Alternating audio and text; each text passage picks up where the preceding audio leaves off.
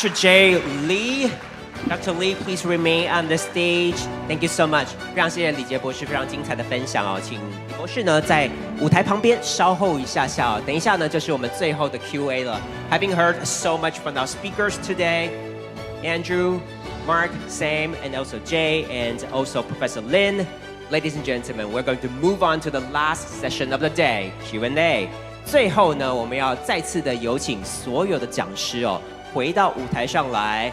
那看看我们现场的贵宾有什么样的问题。那先请这个博士可以就坐。Please take your seat on the stage, Dr. J. Lee, and also our moderator, 林启宏校长，有请 Professor Lin Qihong.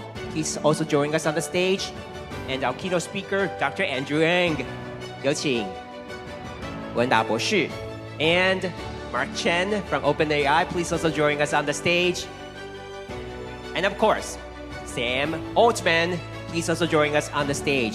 要有请 OpenAI 的创办人 Sam Altman 到台上来。Thank you so much. And we'd like to firstly go to the experts. Yeah, we got some experts joining us today. 那接下来想先请这个前方我们的这个专家区哦，今天有很多专家也来到现场，我们想先请这个专家来提问。Any questions from the experts? I can see 有看到台科大的卢锡鹏教授，是不是？我们请这个教授也来帮我们问个问题哦。We'd like to firstly go to Professor Xipeng Liu of National Taiwan University of Science and Technology. Professor Liu. Hi, Sam. May I ask you a question? Sure. Okay. I'm a professor in National Taiwan University of Science and Technology.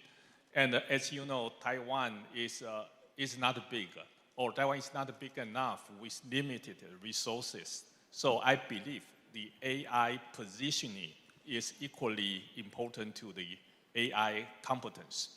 So my question is, how should university focus on the AI instruction and the research to be best positioned in next 10 years? Especially for universities in Taiwan?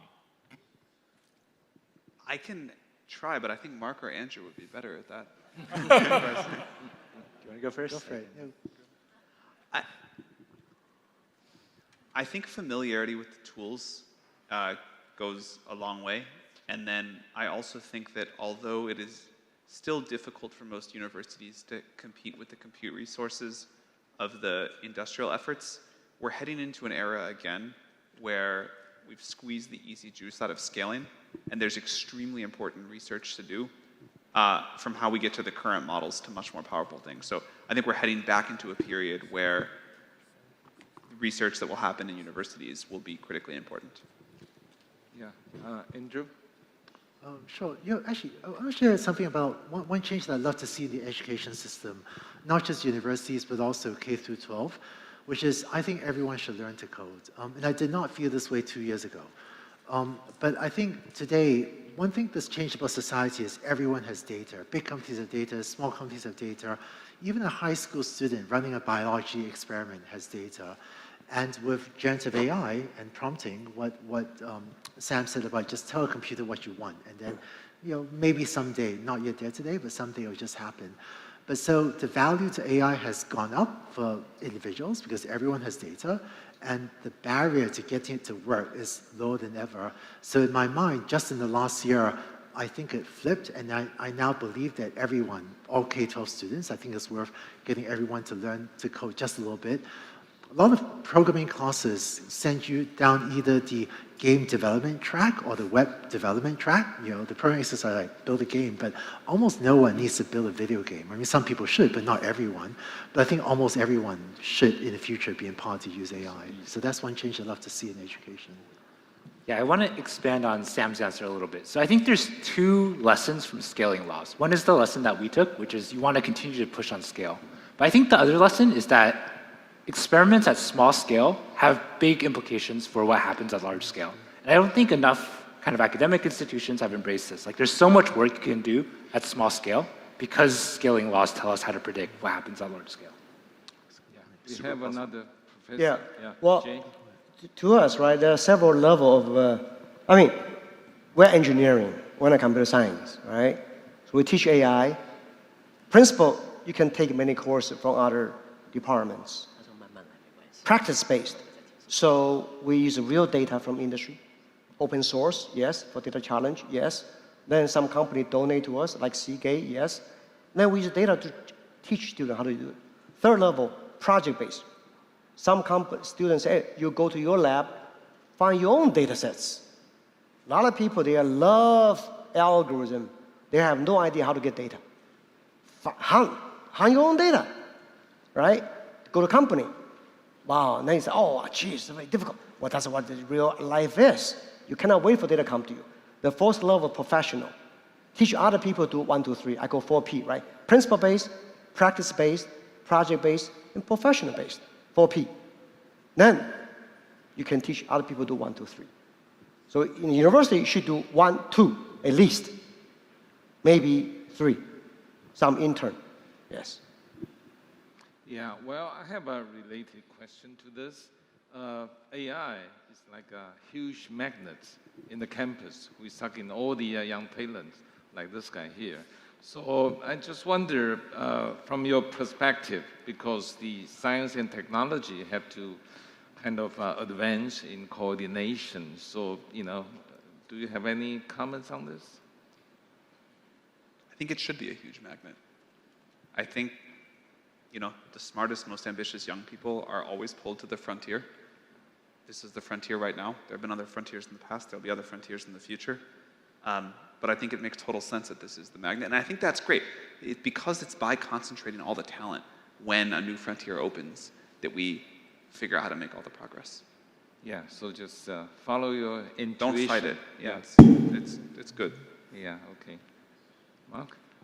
Yeah, not much to add to that. Much better AI magnet than finance or trading. Yeah.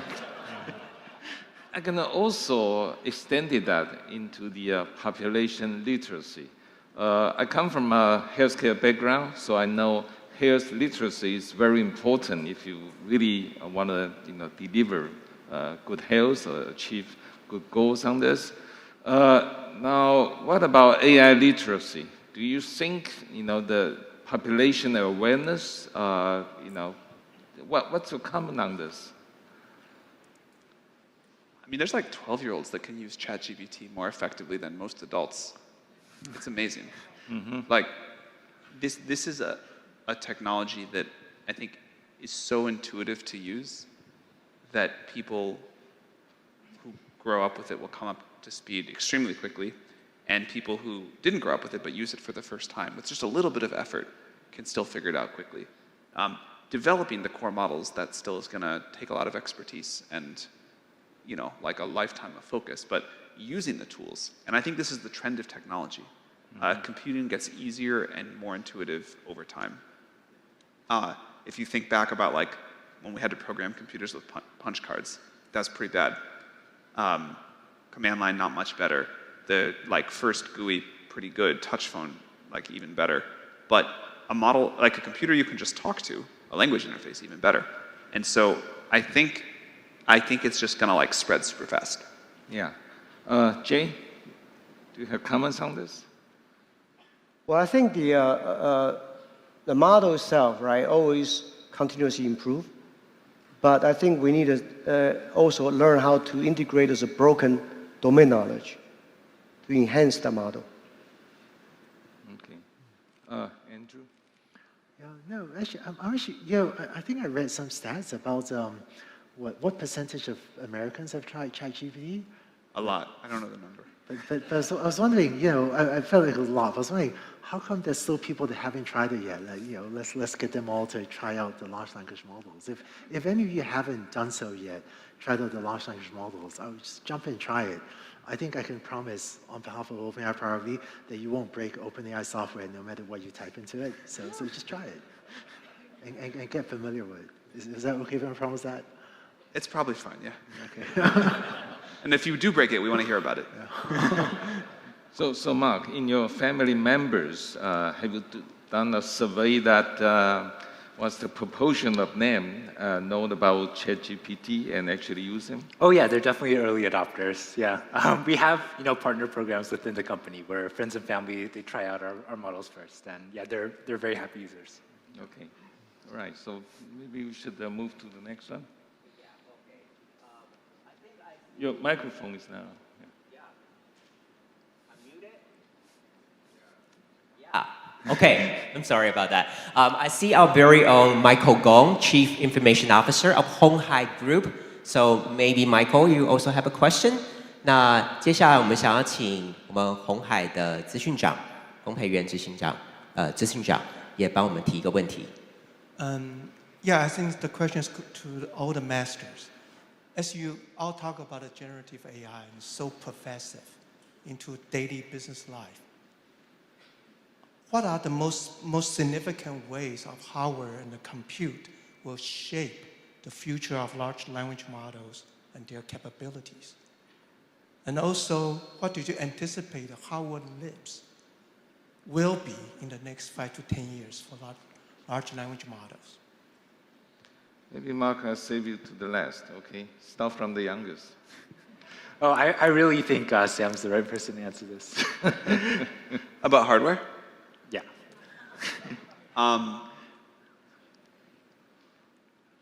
I think we're going to find out that when there is this amount of upside and this amount of economic potential, humanity and capitalism are going to do some magic, and we're going to go far beyond the level of hardware we think is reasonable.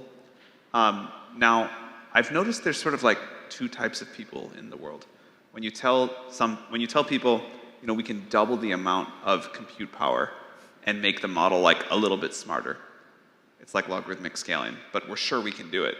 There's people who say, that's amazing, like that's the best news I've ever heard. And then there's people who say, that's the worst news I've ever heard, like logarithmic scaling is awful.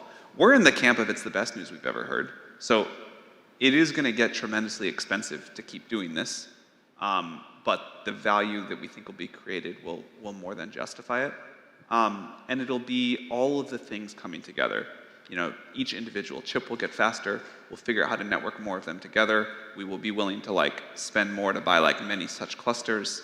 And all of that will just be this relentless progress in terms of the total amount of compute in the world going to AI systems. In fact, I think if you think out decades into the future, there will be far more AI compute than sort of biological compute. And it doesn't face the same constraints, and we'll just keep going. Yeah, let me comment on, I agree with what Sam said for the long term. Let me comment a little bit on the short term, since I think this directly affects parts of the Taiwanese economy as well. So what I'm seeing is that over the last few years, there's been massive capital investments on GPUs for training large language models. And this is well and good, because I think we're in a research expansionary phase where many teams are coming with better ways to develop these models. So massive investments in the most powerful GPUs, the A100s, H100s, AMD's MI250, MI300, which by the way are actually getting pretty good. So keep an eye on AMD as well. And then I think that for these capital investments to pay off, which I'm confident they will, we have to be doing more work on inference as well. So I see workload changing. Having said that, the amount we keep on pouring into training just keeps on growing, and that's why we spend so much investments on training, because this field just keeps on getting bigger and bigger. So I think that would be an exciting shift. As just now Mark mentioned scaling laws. So my old team at Baidu had done some early work in scaling laws. OpenAI did fantastic research on scaling laws. There's this phenomenon that's really robust, that if you just make the down computers bigger and throw more data at it, it just gets better and better. And I don't think we've yet exhausted that recipe for making AI systems.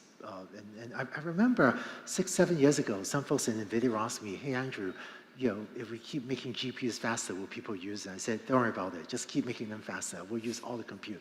And I still feel that way today. If anyone has a way to just get us more compute, we will find a way to use them up. Okay, Jane? Yeah, I mean, certainly we can see the ChatGPT generative AI is a platform. It will evolve over time. We also see vertical, right? Many verticals, like if you're talking about hospital verticals, field management verticals, even the mobility verticals, you are going to have a lots of personal assistant in all kinds, right? Some are image-oriented, some are data-rich environment, some even from sensors. Eventually will be multi-integrated, called the personal system level. I think that's going to happen. It's happening already. Yeah, it will more. Yeah. Okay, so now we have a question from a small entrepreneur. Yeah, I think we have one question from Appier. We got Zhi Han-Yu, the founder of Appier, here with us today. 佩星的创办人，游志汉创办人。Thank you all for a very inspiring sharing from all speakers. Similar to Sam, Andrew was also my professor back 20 years ago. So it was very inspiring to hear your talk again. And so my question actually from your talk. So you draw a lot of circle about supervised learning and also generative AI and unsupervised learning, and you give very precise projection about how you will grow for the next 3 years. But as an entrepreneur, we always want more. So we always want to grow more. So what are the critical factors in your mind that we can illustrate that grow beyond your current projections? What are the critical factors in each of the circles? Especially, I think OpenAI plays a very important role, especially in generative AI part. So love to hear all of your opinions about the future growth of AI. You know, let me share one thing that's annoyingly slow. I wish this is a bottleneck, and this is why when supervised learning started to work 10 years ago, it took us decades. It took us 1 decade, and we're still not yet done finding all the ways to apply it. Now that generative AI, thanks to Sam and others, are working really well, it would take annoyingly long to figure out all the things to which we could apply it. It's one recipe that AI Fund has found. We like to find subject matter experts that deeply understand the domain to come to us with a concrete idea. So for example, the shipping example, that was when Mitsui came and they said, hey Andrew, you should apply AI to predict shipping fuel to optimize shipping logistics. Now in contrast, we've learned to not engage if someone comes with a vague idea. Someone says, hey Andrew, you should apply AI to financial services.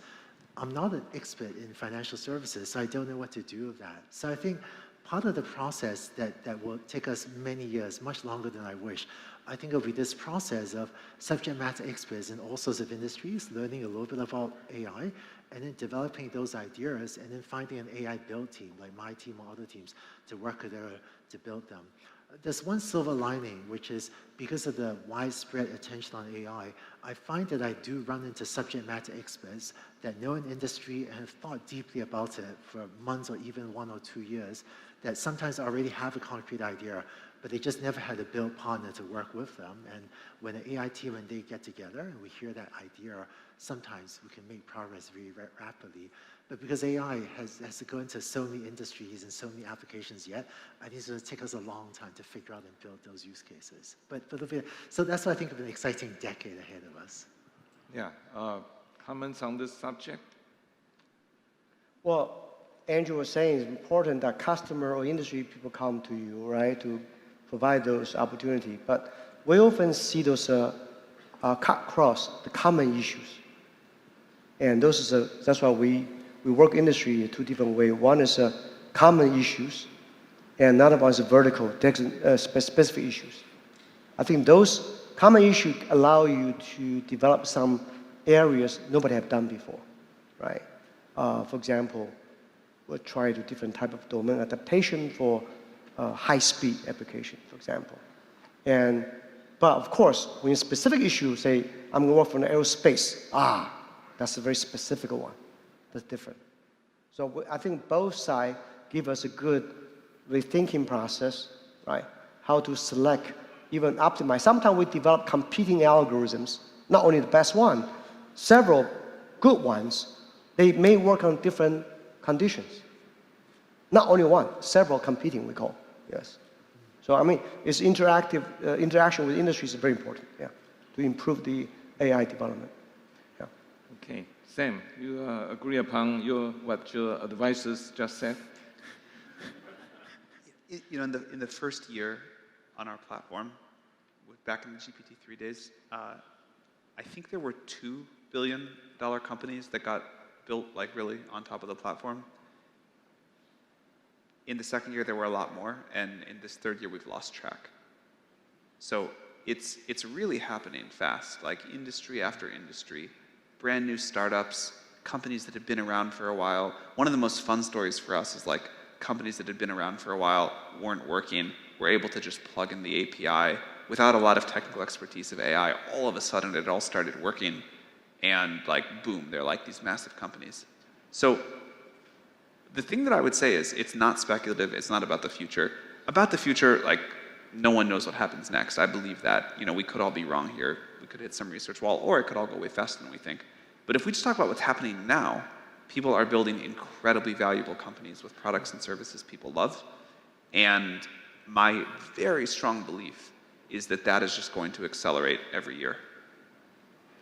Mark, Yeah, agree upon your boss? Yeah, I guess I can talk a little bit about a slightly different dimension, like how do we accelerate generative AI from the research side? And I think from OpenAI's perspective, there's no one single bet that we put all of the eggs in a basket. So we really kind of orient the company towards improving generative AI through this principle we call multiplication. And it's really everything coming together. Some teams work on architecture, some work on optimization, some work on data. We think all of these things multiplied together, it's going to be some big coefficient that's going to push generative AI. Yeah. Can I add to that? GPT-1 was basically a one-person project, pretty much. GPT-4 was our entire company, hundreds of people working together. Like, one thing we do differently from other AI efforts is we just try to say, we're all going to do this thing. You're going to contribute this way. You're going to contribute this way. Your thing might not work. That's fine. But we all kind of like point at the same goal, and we try to get this multiplicative effect. And I think that is still very poorly understood about how progress gets made in the field. The ideas start small, but to really get them to work requires an enormous amount of coordinated effort, and it multiplies. Okay. Now, the next question move to the healthcare domain.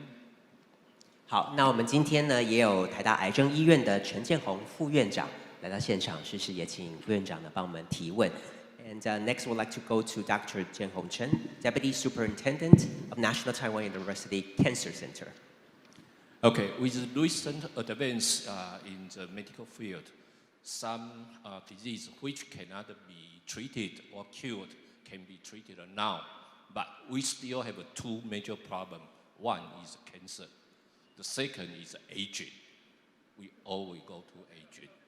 So can you elaborate more on how AI can specifically contribute to the healthcare industry, especially on the cancer and on the aging? Thank you. Yeah, tough question. Who want to go first? You've been doing anti-aging stuff, right? Yeah. Yeah, not with AI yet. I mean, I do think so I think AI will help with both a lot.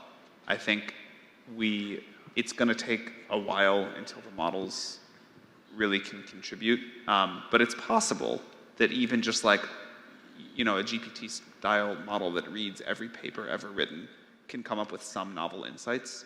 But I think we have to develop some new ideas, and certainly like a model that has much more ability to think about physics and chemistry and biology than the models do today, and the ability to run experiments. So maybe you imagine a model in the future that you ask it to cure cancer, it comes up with some ideas, it thinks for a while, it reaches the limit of its knowledge, it tries some stuff in simulation, maybe that's true, maybe it's not. It sends an email to a wet lab researcher saying, can you run these experiments? They run those experiments.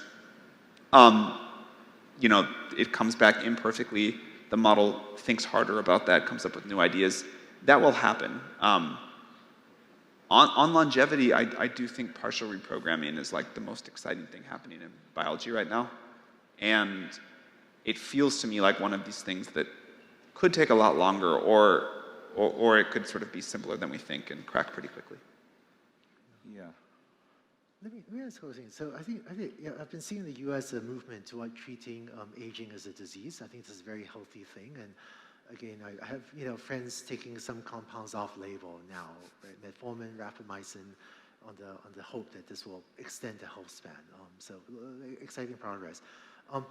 Let me just speak to just the application of AI in healthcare. So I've deployed systems in Stanford Hospital, a bunch of other hospitals, but I found that with AI as a general purpose technology, there's a recipe that my teams and I use to help with lowering the cost of automation in different sectors, including healthcare, but also others, which is, so a lot of people have been saying, hey, will AI replace radiologists' jobs, right? But it turns out that if you want to make a workforce more efficient, this is true in the hospital, it's true for businesses, there's this recipe that my teams and I often use, which is we don't try to automate jobs, we instead think of AI as automating tasks. So if you want to lower the cost of a healthcare system, make it more accessible and so on, the process I would go through is look at what the people are doing in the healthcare system or whatever business you want to try to make more efficient, and don't try to automate jobs. Instead, list out the list of tasks that different people are doing. And if you take radiology as one example, everyone thinks of radiologists as reading x-rays, and yes, they do that.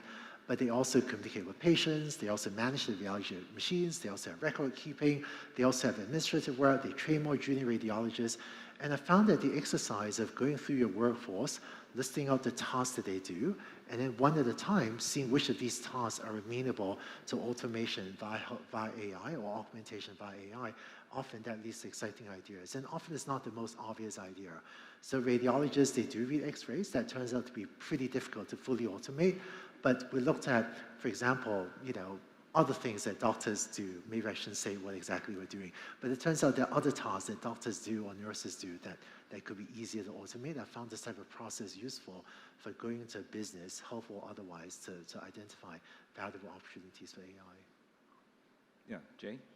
Yeah, I cannot answer the aging problem, but the cancer, I think, in the material science, right, old days, from the moment we invented material, by the time we physically deploy them, 15 years from the past, like composite, additive manufacturing. When I worked at NSF, the 1980s, we found lots of additive manufacturing. But until 2000, start realizing, 20 years actually. Now, in drug, in cancer, there are lots of unknown world you and I don't understand. Even doctors, sometimes they don't understand, of course. So computationally, we need some way to improve, accelerate drug development, even the cancer development. That's very important, right? So NSF support computational material development. Air Force does, and many agency does. FDA, I'm pretty sure NIH, they are pretty keen in doing this kind of stuff. I think certainly it's a good opportunity. Yeah. Yeah, Mark, can I ask you the flip side of that question, which is now the patient often come to the hospital equipped with AI and ChatGPT, and with that level, the doctor-patient relationship are right now very different from at least what I'm familiar with before. So, Yeah, maybe just first to touch on that question briefly. I think we've seen a lot of advances over the last few years of AI in modeling dynamical systems and physical systems. And I do think, maybe an early proof of concept is AlphaFold. And these kind of things can really help us, guide the development of therapeutics for things like cancer. And yeah, in terms of how, something like ChatGPT could change, like a patient-client relationship, it would be great if it just kind of allows you to access medical care at any time, right? Like it has the history of kind of what you've experienced. Maybe it has latents about kind of your mood, your kind of what kind of pain you're experiencing, and yeah, you don't really need to even schedule an appointment for you to get care. Yeah, this is I would say deep water area. Will make a lot of changes, and also change the ecosystem that people are familiar with right now. Yeah, both on the from the service providing side and also on the receiving side. Okay. All right. So I guess we have another one. Yeah, I think we can go to the experts for one more, and then we can move on to the audiences to see if there are a couple of more questions. Okay. Also here with us we have Dr. Renjie Wu of the Taipei Medical University Hospital. 那同时呢，我们今天在现场的也有台北医学院的吴仁杰医师，是请医师也问个问题，谢谢。Hello, hello everyone. I'm actually not an expert at all, but I'm primary care doctor working in the emergency department, and I also do some medical education work. And we know that there's a lot of research teams started working on how to use AI to labeling, like you mentioned, X-ray or even CT scanning, MRI, ECG to recognize pathological patterns.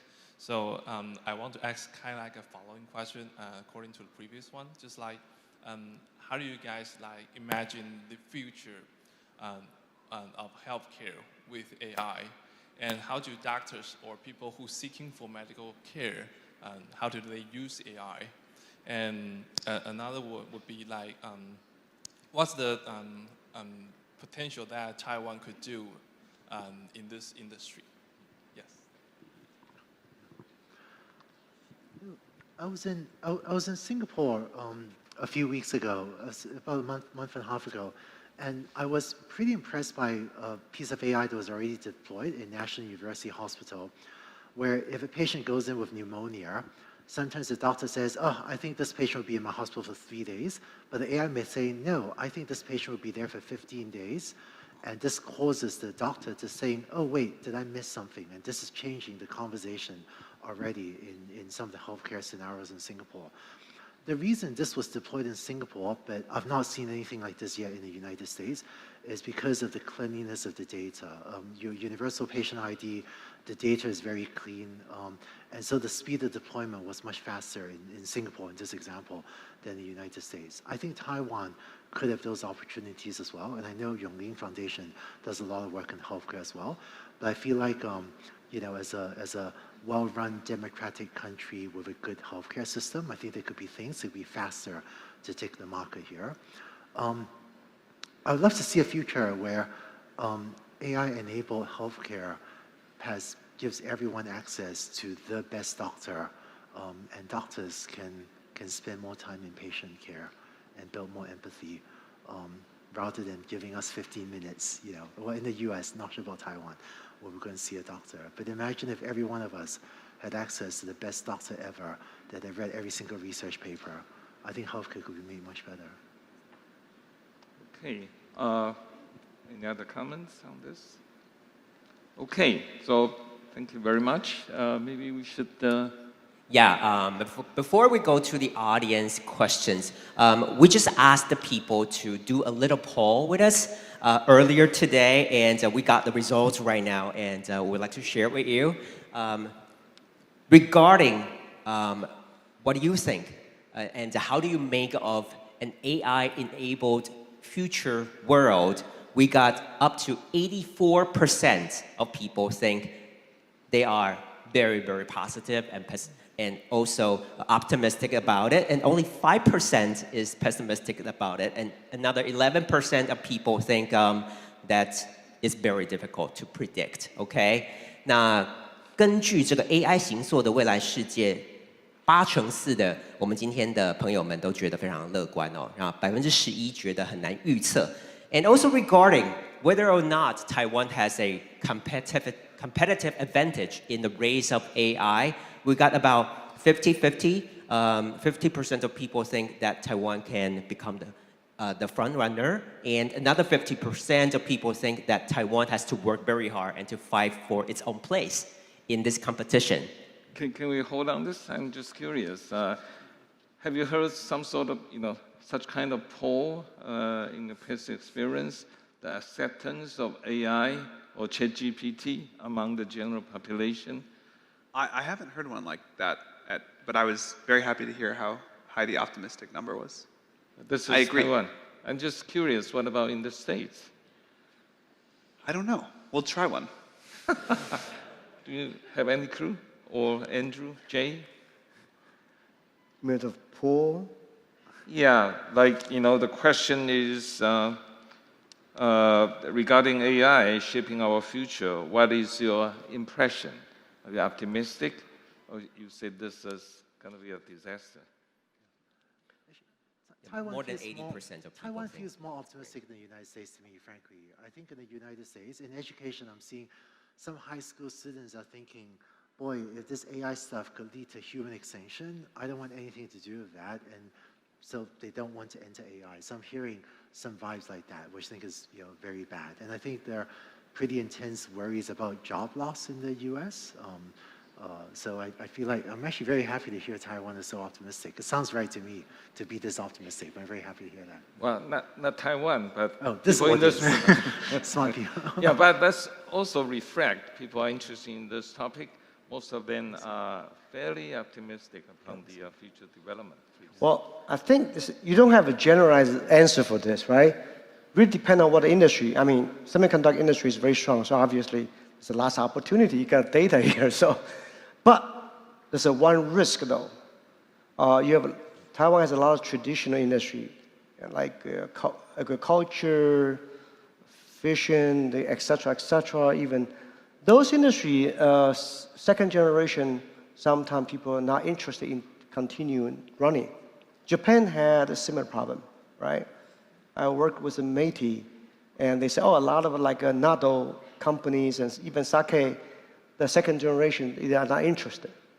And so recently I talked to Suntory CEO, Ninami-san. He said, Jay, I would like to really change the way how we brew our sake, right? You cannot find enough good people.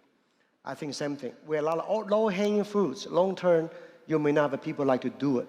I think a lot of processes can be AI augmented, so you don't lose that knowledge and intelligence. To me, that's also very important. Yeah. Okay. The third question is actually very important. It says, after attending this AI forum, listen to all the experts' opinion, what do you expect to learn? And the poll shows? Yes. There's one very interesting question here. What do you expect AI can do for you after leaving the forum today, after having heard what our experts have to say today? And about 45% of people think that with AI, their life will become easier. And about another 45% of people think that with AI, they can work in an easier way. And 10% of people think that with AI, they can make more money. What do you think about it? Yeah, I mean, I really do think we should, at least in the short term, be thinking of AI as a tool, right? It's gonna make all the frustrating work basically non-existent, right? So you can already see this a little bit with ChatGPT, right? Like writing, you hit writer's block, it helps you get past that. And I do really think people, they still want to own key decisions. That won't change. But the frustrating work, we'll be able to take that away. Yeah. Well, we have a spontaneous translator. I just wonder, is this using ChatGPT or what? Anyway, I also have one question from the audience, which is a long question, but it comes down to what cannot AI or ChatGPT do? Please. Well, today, of course, it can't do most things. The question I think that's more interesting is what won't it be able to do in 5 years or 10 years or something like that? And there's a lot of things in that category. One thing that I think is particularly important is humans really care about what other humans do.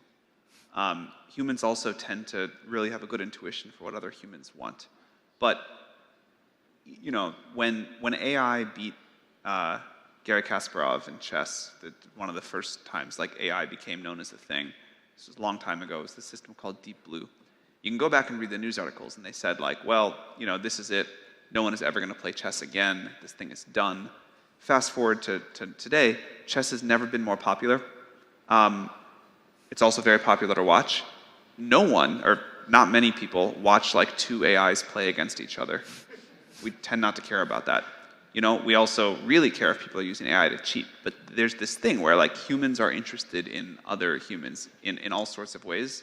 And I don't expect that to change no matter how good AI gets. Okay. Andrew? After Gary Kasparov lost to Deep Blue, I stopped playing chess. It's actually, I don't know. I think technology is amazing. It's hard to predict exactly where it will go. I think that there are a lot of things that are still fundamental laws of physics. Humans can't break them. AI also can't break the laws of physics. And I think digital intelligence is very different than biological intelligences. But no matter how intelligent something is, some things are still hard. I think digital intelligence will do amazing things. It will do a lot. But I think that, like cure cancer, I just don't know. Even if with AI, some fantastic intelligence, how easy will that be? I think it remains to be discovered. I'm optimistic, but I think a lot of these things are frontier things that remain to be discovered. Well, I mean, obviously, there are certain things that we have to fundamentally rethink, right? Trustworthiness of AI is fundamentally important. And with today's social media networks, anybody can publish anything and can mislead sometimes bad decisions or bad judgment, right? So trustworthiness of a system has to be depend on a good evaluation assessment. So I think the University of Maryland has a center called Trustworthiness, funded by NSF for many years. To me, that's going to be one of the fundamental things. We must believe what we do. But how can we trust what AI does? That's another problem, right? Second thing is that we also have to look at when AI, should not never to hurt people, right? So I'm not just from physically, from feeling, from emotion, and whatever. So which means human beings need to also increase our own knowledge, judgment, to evaluate what is the AI society should be, right? Not just depend on whatever information you have. So I think that's both sides. It's not a one-way street. Okay, Mark? Oh yeah, just to kind of add on to Sam's answer, I feel like humans are very social creatures. I don't think that's going to go away. We're probably going to have the same kind of social networks and social conventions. And of course, I think it'll still be very valuable to get a lot of likes on Instagram or something. So, yep. Yeah. Well, I have another question, which is, this is interesting. Can AI solve global warming, or will accelerate the trend, given that, this is what I add, given that it uses a lot of energy and power consumption, computation power. So, yeah, Sam? Yeah. It really doesn't today. Like if you think about the amount of global energy today going to AI, it is very tiny. It will ramp up, as mentioned earlier, we'll be on something non-carbon based by then. And yeah, I think AI will help us figure out how to pull the carbon out of the air or safely do geoengineering or something else. I think it's important to take climate change really seriously, but I also think we're going to get this solved. Yeah, this is related to when I read about your comments that you want to reduce the cost of energy and intelligence down to near zero. You want to further comment on that? Why bring these two things together? So I think those are the two key inputs to everything else. If you want people to have a better life, if you think about the things that it takes to deliver that, to create new things, to deliver products and services, to manipulate our environment, those are the two key inputs. And if you can make those very abundant for people, then people can have a much higher quality of lives. It's hard to point to things that don't get enabled with those two. I want to address that perception that AI generates a lot of carbon emissions. I think a Google web search, if you search on Google for something, I think Google's published an estimate that it generates, 2 grams or 0.2 grams or something of carbon emissions. You can find it online quite easily. If you compare that to if you had to drive in your car 5 miles away to the library to pull up something and drive home, that would generate probably hundreds of grams of carbon emissions. So Google search is incredibly efficient. The only reason why Google's data centers in aggregate seem to generate a lot of carbon emissions is because so many people find it so valuable that a lot of people use it. but but it's actually very efficient. So I think ChatGPT, most AI systems, they're actually much better in terms of carbon emissions than most alternatives. The reason they do generate carbon emissions is because so many people use it. Now, I'm not saying we shouldn't take the carbon emissions from data centers seriously. We all do, and this is why we work really hard to optimize the carbon emissions of data centers. But because of the concentration of compute in data centers, that gives a better levers as well to reduce carbon emissions compared to, frankly, if the substitute to Google was all of us driving our cars to libraries, that's actually much harder to make more efficient. And then I think, Sam mentioned geoengineering. When I look at the state of the climate, I think we should put much more work into studying climate geoengineering, specifically high altitude aerosol injection to spray aerosols at high altitudes to reflect more sunlight to slow down the cooling of the planet. I wish we did not have to do this, but if we look at how we're missing, Paris Agreement, I think that the world is on a very bad trajectory that I think we should invest a lot more dollars into studying, not yet deploying, but definitely into doing deep scientific studies of climate geoengineering. And I believe that AI, if we have to deploy this, we'll need a fleet of AI-powered drones to deploy this, and there's also a lot of work to be done in AI-powered climate modeling. So I think AI has a big role to play in reducing climate change, and I do think we're past the point where we should take geoengineering much more seriously than we have so far. Jane? Yeah, I mean, global warming is a fact, right? It's always there. I think fundamentally we think it's awareness. Yeah, I know, everyone knows. Now you have to analyze where, why, and to avoid, reduce. So I met former Vice President Al Gore at Davos this year, early January. He has a foundation, right? So he can show, you go to his website, you can see exactly every place, every location, how this carbon generation, the map, right? So, of course, the truth is, one day, it has to be evidence-based. The government can tax you based on exactly how you generate, right? So again, the data you generate from each facility, even household, right? Each factory. Today, it's a regulation, it's a policy, incentives, penalty, right? So, and not evidence-based. I think AI going to drive more and more evidence-based. Yeah, to take a more serious action to do it, to me. Yeah. Okay, I got question pouring in continuously, but because of the time, I'm gonna take the last one. This, I can only repeat it, I don't know the meaning. What should we address the issue of LLM hallucinations?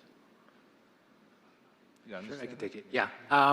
So yeah, this is a very difficult problem, just to begin with. So sometimes, LLMs will say incorrect information when you ask, give it a prompt. What's LLM? Oh, large language models. Yeah, like ChatGPT. So I think this is a byproduct of a couple of things, right? One, there's kind of unfactual information on the internet, right? And we're modeling that. And it's so oftentimes hard to tell. There are pieces of information where you can't cleanly classify something as factual or not. The second thing is, of course, the models, they don't see a lot of data where someone actually explicitly writes down, I don't know, because usually if you don't know something, you wouldn't waste the time to write it down.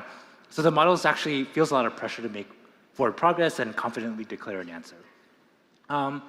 The third thing, so one thing that we're doing to help, of course, we have a tool called reinforcement learning from human feedback. This is something where we've shown that it reduces the rate of hallucinations just by not defining explicitly what a hallucination is, but by just having humans label like, oh, this is what I prefer over this other response. Another thing we're doing is browsing, which actually grounds our model in a factual repository, right? When you issue a query, we can go on the internet and search for relevant results and cite our sources. So I think that's going to go a long way too. Yeah. That was great. Okay. So with all that, I would like to, thanks all the panelists and all the questions raised by the audience. It's so fantastic. I enjoy a lot this afternoon. Thank you very much. Thank you. Thank you. Ladies and gentlemen, put your hands once again for Professor Lin, Andrew Ng, Jay Lin, Mark Chen, and Sam Altman， 再次给他们一个热烈的掌声，谢谢。Thank you so much. With that, we wrap up the AI Master Forum today. Thank you so much to our speakers for their valuable input, and thank you so much for your participation. 那么今天的 AI 大师论坛呢，就到这边告一段落。谢谢各位贵宾的参与哦。那请各位贵宾在离场之前呢，把识别证翻过来，扫描识别证背面的 QR code， 帮我们填写问卷。谢谢各位贵宾的参与。Please scan the QR code on the back of your badge and fill out the questionnaire for us online. We value your opinions a lot. We thank you again for your participation. 那如果有借口译设备的贵宾，也请您记得要归还到服务台 and do not forget to return the headsets. Thank you once again and have a great evening, everybody. Thank you.